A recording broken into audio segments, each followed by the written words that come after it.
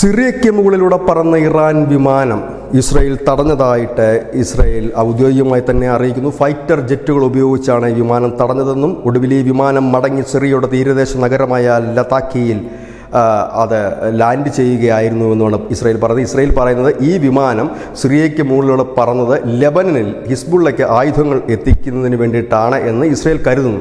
അതുകൊണ്ടാണ് ഇസ്രയേൽ അത് തടഞ്ഞത്. ഇസ്രയേൽ നേരത്തെ തന്നെ പറഞ്ഞിരുന്നു ഇറാൻ സേന വരുന്നതിൽ തങ്ങൾക്ക് എതിർപ്പൊന്നുമില്ല, പക്ഷേ അത് തങ്ങൾക്കെതിരെ ഒരു ആയുധമാക്കി തിരിക്കരുതെന്ന് പറഞ്ഞിരുന്നു. ഈ വിമാനം, അതായത് ഇറാനിയൻ വിമാനം ഹിസ്ബുള്ളയ്ക്ക് ആയുധങ്ങൾ നൽകുന്നതിന് വേണ്ടിയിട്ടാണ് എന്നാണ് ഇസ്രയേലിൻ്റെ ആരോപണം. ഏതായാലും വിമാനം തിരിച്ച് ഇറക്കാൻ കഴിഞ്ഞു. അതിന് വേണ്ടിയിട്ട് ഫൈറ്റർ ജെറ്റുകൾ ഉപയോഗിച്ചു എന്നാണ് IDF വൃത്തങ്ങൾ തന്നെ പറയുന്നത്. ഏതായാലും ഇറാൻ്റെ ഒരു സാന്നിധ്യം സിറിയയിലുണ്ട് എന്നുള്ളത് സംഘർഷത്തിൻ്റെ സാധ്യതകൾ കുറച്ചുകൂടി വലുതാക്കുന്നുണ്ട്. പക്ഷേ നിലവിലത്തെ സാഹചര്യത്തിൽ സിറിയ വിഷയത്തിൽ ഇടപെടാൻ ഇസ്രയേൽ ആഗ്രഹിക്കുന്നില്ല. കാരണം അത് അവിടുത്തെ ഒരു ആഭ്യന്തര വിഷയമാണ്.